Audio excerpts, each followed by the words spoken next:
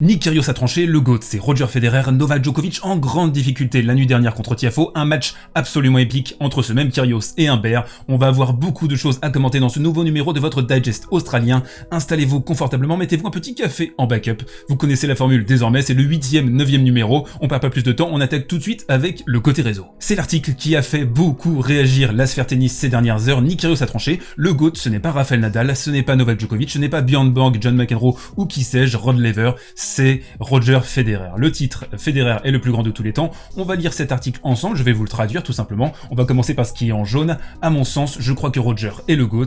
Avec sa palette technique, la façon dont il pratique ce sport, je crois que c'est pur. En fait, je pense qu'au niveau du talent, Nadal et Djokovic sont très loin de Roger. On peut commencer déjà à réagir à cette phrase. Pour moi, le talent prend différentes formes. C'est pas forcément parce que vous êtes beau à voir jouer, esthétique à voir jouer que vous avez du talent. Le talent, c'est aussi cette capacité à bosser très très fort, très dur pour accomplir ses objectifs, avoir cette constance jour après jour et bien d'essayer de s'améliorer. On a toujours un peu cette illusion avec le talent de se dire bah si le mec est beau à voir jouer, il est talentueux, mais c'est pas toujours aussi simple que ça. Nick Kyrgios enchaîne en violet. Niveau talent, si on se base simplement sur sa façon de jouer, sa main, son service, sa volée, il est intouchable. Ça par contre c'est incontestable. Roger Federer quand même, quand vous l'observez, la façon dont il pratique ce sport, je pense que c'est du jamais vu. Allier cette efficacité avec ce style, eh bien légitimement, il est quand même parmi les tout meilleurs joueurs de tous les temps. C'est clairement un joueur générationnel, Roger, et ça à ce niveau-là c'est incontestable. Ensuite, en vert et en bleu, Roger m'a découpé plusieurs fois. Roger te fait te sentir très mauvais au tennis parfois. Il marche, il secoue sa tête et moi je suis là, mais qu'est-ce que je fais là? Roger est le plus grand pour moi. Ensuite, dans cet article, on a demandé au bad boy australien de nous parler du Big Four et il dit « À l'évidence, ils sont tous très bons dans leur propre style. Je ne crois pas qu'on ait vu quelqu'un d'aussi dominant que Novak. Il a enchaîné quelque chose comme 60 victoires d'affilée, ce qui est fou. » Kyrgios enchaîne en rose. Je les ai tous joués, donc le Big Four, et je pense qu'Andy était plus dur à jouer pour moi que Novak, même si je n'ai joué Novak que 2 fois. J'ai joué Andy 6 fois et il m'a battu 5 fois. Nadal, je trouve que mon match-up est bon avec lui, ça on s'est rendu compte, notamment à Wimbledon. J'ai un gros service et j'ai le style pour être bon face à lui. Mais la phrase vraiment très intéressante et sur laquelle je vous encourage à réagir dans les commentaires, c'est en jaune. C'est marrant parce que je pense que Roger est le GOAT, mais pas le meilleur de son époque parce que son head-to-head avec Rafa n'est pas terrible, mais c'est une question difficile. Ça c'est quelque chose que beaucoup de personnes, on va dire les fans de Roger Federer, commencent de plus en plus à assimiler, c'est que bah oui, Roger c'est pas forcément le meilleur joueur des trois, entre Novak Djokovic et Rafael Nadal, mais on va toujours partir du principe qu'il est le plus talentueux, c'est lui qui a le plus beau style, il a aussi un des plus gros palmarès de tous les temps, toujours à l'heure où j'enregistre cette vidéo, recordman du nombre de grands chelems en carrière, mais voilà, si vous voulez mon avis détaillé de toute façon sur la question, vous avez une série complète 40 minutes sur le GOAT, c'est disponible sur la page de la chaîne. On enchaîne, si vous le voulez bien, avec Novak Djokovic qui a souffert le martyre. Il a battu simplement Frances Tiafoe en 4-7 la nuit dernière et on l'a vu souffrir notamment de la chaleur. Ça c'est un mal récurrent dans sa carrière. Il avait eu beaucoup de mal en début de carrière à affronter ces grandes chaleurs. Il avait abandonné plusieurs fois d'ailleurs en grand chelem suite à des grands coups de chaud, à des hyperventilations et là on l'a vu ce matin enlever sa casquette, remettre sa casquette, se mettre à l'ombre,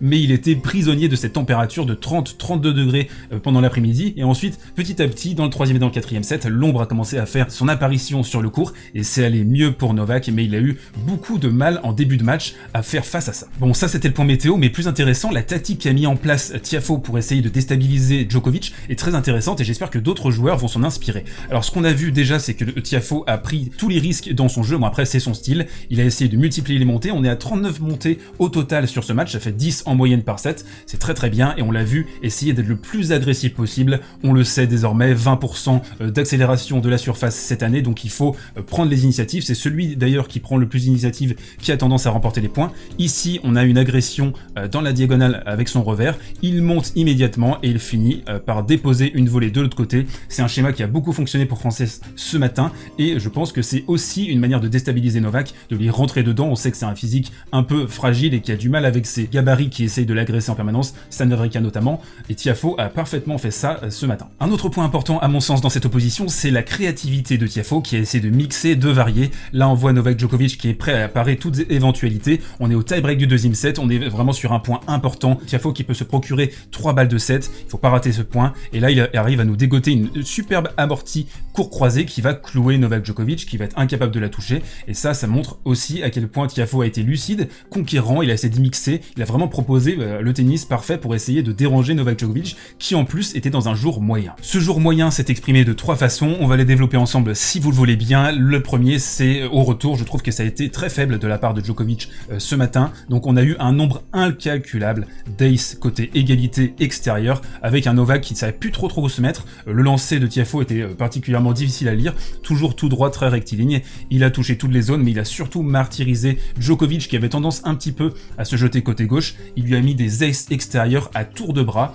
Deuxième point important, 5 balles de break converties sur 14. Dans l'ensemble, il n'a pas forcément été très bon sur les points importants. Et surtout, il aurait pu et dû finir le match beaucoup plus tôt parce qu'il mène 3-0 dans le troisième set. Il a 2 balles de double break qui ne convertit pas. Ensuite, il a 2 balles de 7 à 5-4 sur le service de Tiafoe qui ne convertit pas. Donc il se retrouve encore dans un tie-break de tous les dangers. Heureusement, il a réussi à retrouver les ressources à ce moment-là. Tiafoe a fait quelques fautes un petit peu bêtes et il a réussi à passer devant et 2-7-1, c'était beaucoup plus facile. Et vu que ça avait tendance à fumer sous la carrosserie pour Novak Djokovic, on voit donc ce point qui est très symptomatique du déplacement, de la capacité de défense qui a été altérée sur ce match. On voit Novak Djokovic donc qui est pris par un coup droit de Tiafoe en contre-attaque ici et Novak Djokovic qui va faire une course. Et très étonnant parce qu'on sait qu'il a l'habitude de faire un grand pas en extension, de ramener la balle et d'appuyer sur sa jambe tendue pour repartir de l'autre côté. Et bien là, il a fait plein de petits pas pour essayer de toucher la balle. Il n'a pas réussi à la renvoyer dans des bonnes conditions et ça m'a choqué parce qu'on a tellement l'habitude de voir un Novak Djokovic aérien glisser sur le court, surtout sur dur, sa meilleure surface. Là, c'était particulièrement notable. On a vu un Novak Djokovic un petit peu usé, fatigué, qui est un peu passé par tous les états dans cette rencontre. Mais comme toujours, cette capacité phénoménale de résilience, cette capacité aussi à ne jamais se laisser enterrer, à toujours essayer de se remotiver. Là, il a utilisé l'énergie du public qui supportait plutôt Tiafoe, ce qui était quand même assez étonnant. Novak Djokovic est quand même un joueur largement plus confirmé et iconique que Tiafoe, mais le public était plutôt pro-américain ce matin, et Djokovic a essayé de puiser donc dans cette énergie pour se remobiliser. Ça, c'est une capture d'écran prise dans le tie-break du troisième set. Il a réussi à le faire, mais quand même, petite alerte, même si les fans de Nolé savent qu'il peut avoir cette tendance à passer à côté d'un match dans sa quinzaine. On avait vu l'année dernière contre Struff à l'Open d'Australie, ça l'avait pas empêché de gagner le tournoi après, mais quand même on a vu un Djokovic chahuté et aussi peut-être des leçons pour la suite à donner à ses adversaires qui voudraient le battre. Et on termine cette palette avec un match qui vient tout juste de se terminer, le Kyrgios-Humbert qui a été fantastique au niveau de l'intensité, un public complètement acquis à la cause de l'Australien qui a fait beaucoup de bruit et ça m'a fait tellement plaisir, des frissons vraiment de voir un match de tennis avec le public. Alors c'était peut-être 40-50%, mais il y avait une ambiance de dingue. Là on voit une petite anicroche entre Kyrgios et l'arbitre avec un capteur de LED qui apparemment posait problème.